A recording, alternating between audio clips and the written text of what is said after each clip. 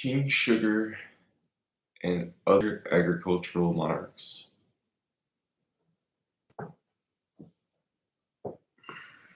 Plantations, latifundia, and fate.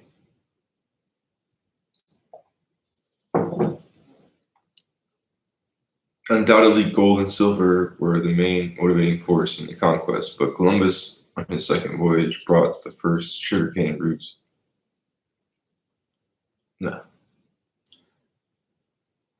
from the Canary Islands and planted them in what is now the Dominican Republic. To the admiral's joy, they took hold rapidly. Grown and refined on a small scale in Sicily, Madeira, and the Cape Verde Islands, and purchased in the Orient at high prices. Sugar was so precious to Europeans that it figured in the dowries of queens. It was sold in pharmacies, weighed out by the gram.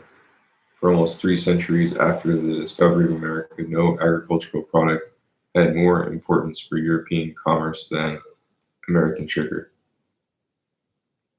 Cane fields were planted in the warm, damp littoral of northeast Brazil, then in the Caribbean islands, Barbados, Jamaica, Haiti, Santo Domingo, Guadalupe, Cuba, Puerto Rico, and in Veracruz and the Peruvian coast, which proved to be ideal terrain for the white gold. Legions of slaves came from Africa to provide King Sugar with the prodigal, wageless labor force he required, human fuel for the burning. The land was devastated by this selfish plant which invaded the New World, felling forests, squandering natural fertility, and destroying accumulated soil humus. The long sugar cycle generated a prosperity as mortal as prosperity generated by the silver and gold of Potosi, Oro Preto, Zacatecas, and Guanajuato. At the same time, directly or indirectly, but decisively, it spurred the growth of Dutch, French, English, and U.S. industry. The demand for sugar produced the plantation, an enterprise motivated by its proprietors' desire for profit and placed at the service of the international market Europe was organizing. Internally, however, since it was to a considerable extent self-evident, the plantation was feudal in many important aspects, and its labor force consisted mainly of slaves. Thus, 3 distinct historical periods, mercantilism, feudalism, slavery, were combined in a single socio-economic unit, but in the constellation of power developed by the plantation system, the international market soon took the center of the stage. Subordinated to foreign needs and often financed from abroad, colonial plantation evolved directly into the present-day latifundio, one of the bottlenecks that choke economic development and condemn the masses to poverty and a marginal existence in Latin America today. The latifundio, as we know it, has been sufficiently mechanized to multiply the labor surplus, and thus enjoys an ample reserve of cheap hands. It no longer depends on the importation of African slaves or on the encomiendo of Indians. It merely needs to pay ridiculously low or any kind of wages, or to obtain labor for nothing in return for the laborer's use of a minute piece of land. It feeds upon the proliferation of minifundios, pocket-sized farms, resulting from its own expansion and upon the constant internal migration of a legion of workers who, driven by hunger, move around to the rhythm of successive harvests.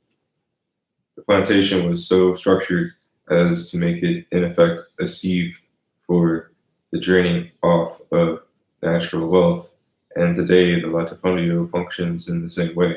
Each region, once integrated into the world market, experiences a dynamic cycle.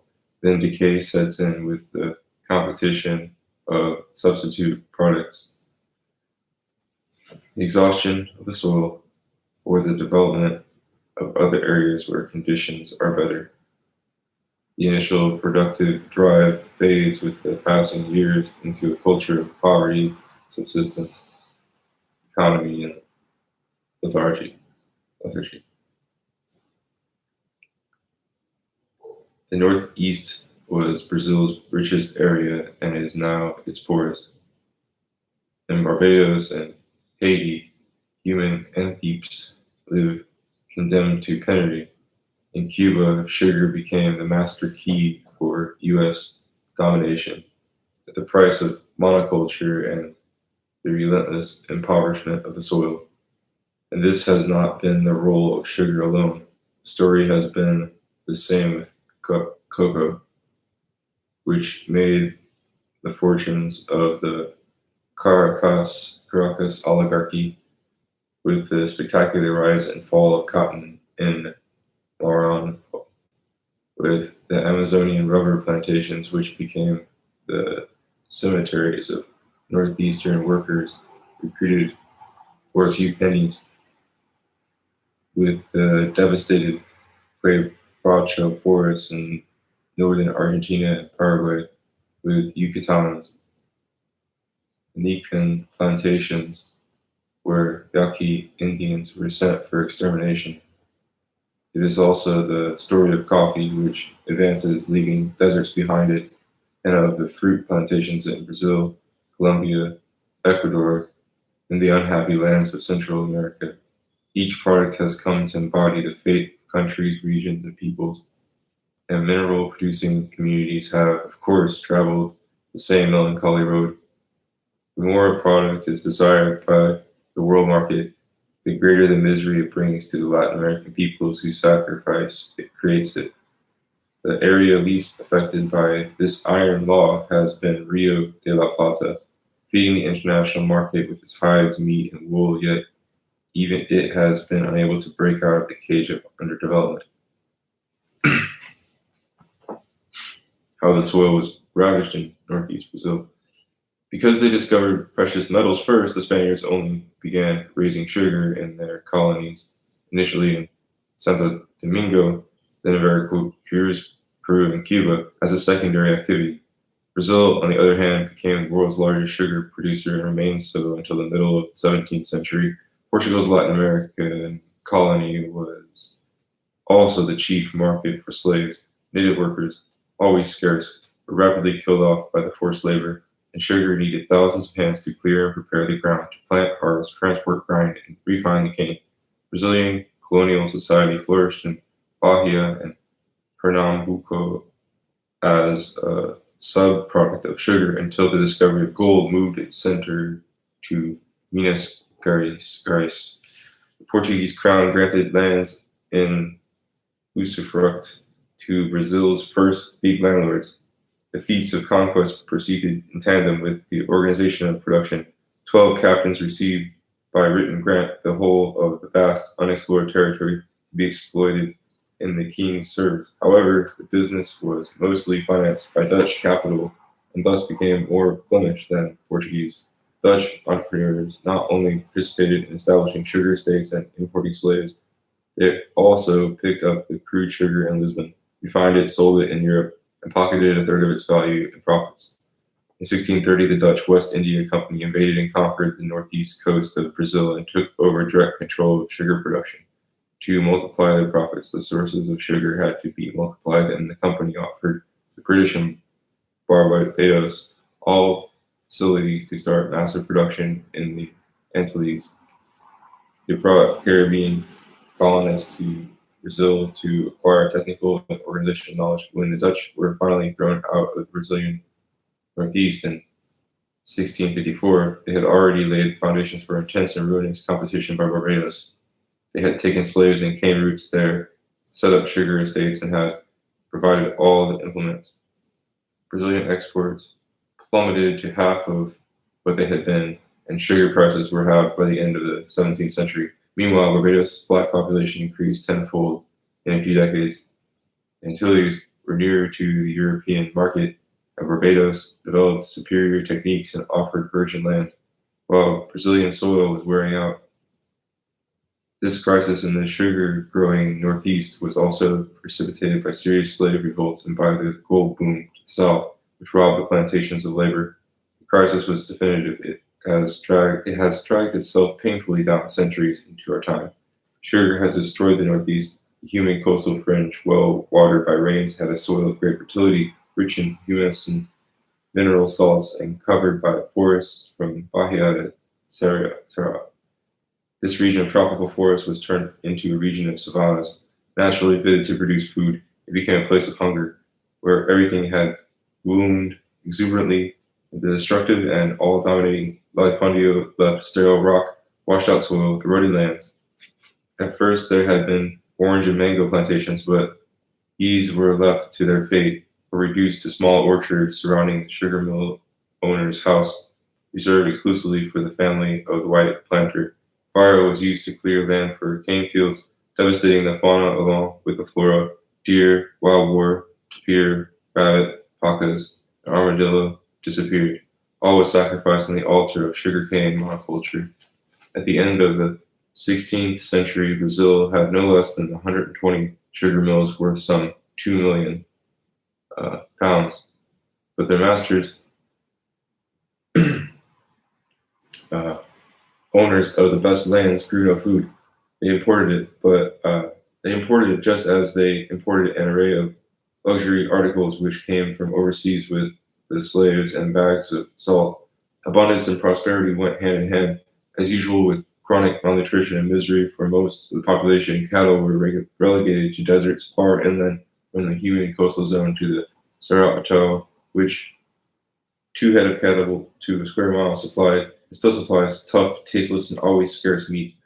A legacy of those colonial days which continues is the custom of eating dirt.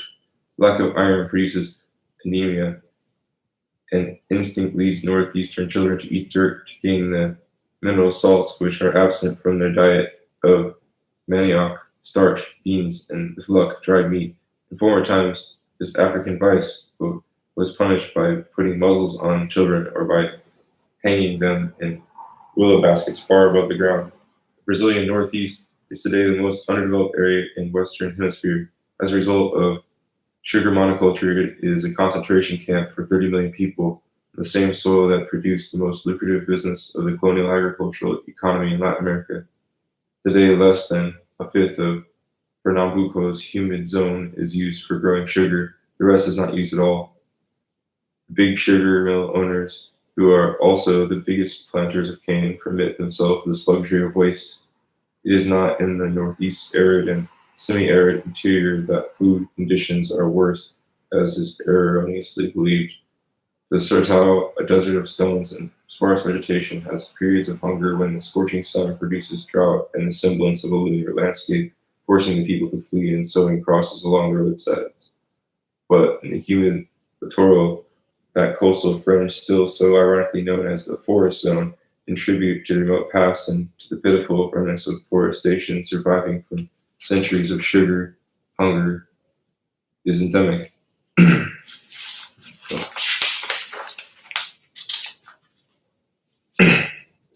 Surviving from centuries of sugar hunger is endemic. Where opulence is most opulent, there, in this land of contradictions, misery is most miserable. The region nature chose to produce all food denies all. The sugar latifundio, a structure built on waste, must still import food from other areas, particularly from the center and south, at escalating prices. The cost of living in Recife is the highest in Brazil, well above Rio de Janeiro. Beans cost more in the northeast than in Panama, the capital city's most luxurious beach resort. Price of half a kilo of manioc starch equals the wage an adult sugar plantation worker receives for working from sunrise to sunset. If he complains, the foreman summons the carpenter to measure the man the length and width of the boards that will be needed. In large areas, the owners or administrators' right of the first night for each girl is still effective. A third of Recife's population lives in miserable hovels in one district, Casa Amarela. More than half the babies die before they are a year old. Child prostitution, girls of 10 or 12 sold by their parents, is common in northeastern cities. Some plantations pay less for a day's work than the lowest wage in India. The United Nations Food and Agricultural Organization (FAO) report in 1957 said that in the area of Victoria near Rosyth, protein deficiency in children produces a weight loss 40% worse than is generally found in Africa. Many plantations still operate private prisons, but as Rene Dumont notes, those men who are responsible for murder by undernourishment are not locked inside, since they are the keepers of keys. Pernambuco now produces less than half as much sugar as the state of Sao Paulo and has a far lower per hectare yield, but Pernambuco's inhabitants, densely concentrated in the humid zone, depend on sugar for their livelihood, while Sao Paulo contains the greatest industrial center in Latin America. In the Northeast, not even progress is progressive, for it is in the hands of a few owners. The food of the minority is the hunger of the majority. Beginning in 1870, the sugar industry was substantially modernized as big central mills were installed, and the absorption of land by latifundios progressed alarmingly, sharpening the hunger of the area. In the 1950s, blooming industrialization increased the consumption of sugar in Brazil itself. This stimulated northeastern production, but without causing any rise in per hectare yield. New lands of inferior quality were planted to cane, and sugar devoured still more of the few food-producing areas. Turned into a wage worker, the peasant who had previously tilled his small plot experienced no benefit, since he did not earn enough money to buy what he had once produced. As usual, the expansion expanded hunger. The devastation of the Caribbean. You believe, perhaps, gentlemen, said Karl Marx in 1848, that the production of coffee and sugar is the natural destiny of the West Indies. 2 centuries ago, nature, which does not trouble herself about commerce, had planted neither sugarcane nor coffee trees there. The International Division of Labor was not organized by the Holy Ghost, but by men, more precisely as a result of the world development of capitalism. It was the fate of the Sugar Islands, Barbados, the Leewards, Trinidad, Tobago, Guadalupe, Puerto Rico, Haiti, and Santo Domingo to be incorporated one by one into the world market and condemned to sugar until our day. Grown on a grand scale, sugar spreads its blight on a grand scale, and today unemployment and poverty are these islands' permanent guests. Cuba also continues to depend on the sale of sugar, although the agrarian reforms in 1959 sparked an intensive diversification of the economy, which has ended seasonal unemployment. Cubans no longer work only during the 5 or so months of sugar harvest, but for 12 months in the continuous job of building a new society. Barbados was, starting in 1641, the first Caribbean island where sugar was grown for bulk export. Although the Spaniards had planted cane earlier in Santo Domingo and Cuba, it was, as we have seen, Dutch who introduced sugar into the little British island. By 1666, Barbados had 800 plantations and more than 80,000 slaves. Occupied vertically and horizontally by the developing latifundio, Barbados suffered no better fate than the Brazilian Northeast. It had previously produced a variety of crops on small holdings: cotton, tobacco, oranges, cows, and pigs.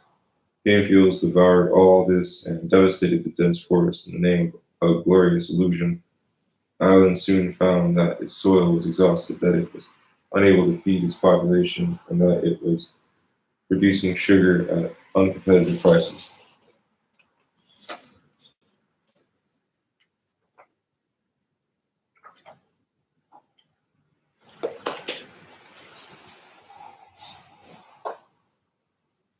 By this time, sugar cultivation had spread to the Leeward Islands, to Jamaica, and to the Guineas on the South American mainland.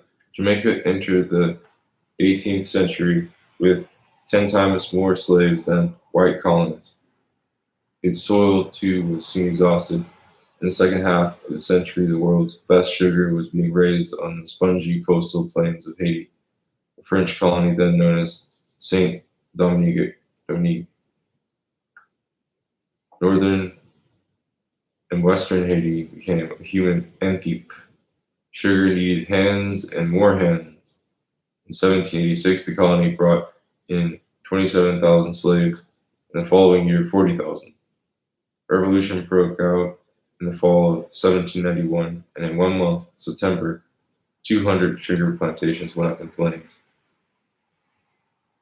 Fires and battles were continuous as the rebel slaves pushed France's armies to the sea. Ships sailed containing ever more Frenchmen and ever less sugar. The war spilled rivers of blood, wrecked the plantations, and paralyzed the country. And by the end of the century, production had fallen to almost nothing. By November 1803, almost all of the once flourishing colony was in ashes and ruins. The Haitian Revolution had coincided, and not only in time, with the French Revolution, and Haiti bore its share of the international coalition's blockade against France. England controlled the seas. Later, as its independence became inevitable, Haiti also had to suffer blockade by France. The U.S. Congress, yielding to French pressure, banned trade with Haiti in 1806, and in 1825, France recognized its former colony's independence, but only in exchange for a huge cash indemnity. General Leclerc had written to his brother-in-law Napoleon in 1802, soon after taking prisoner the slave army's leader, Toussaint Louverture. Here is my opinion about this country. All the blacks in the mountains, men and women, must be suppressed, keeping only the children under 12. Half the blacks in the plains must be exterminated, and not a single mulatto with epaulettes must be left in the colony. EPAULETS.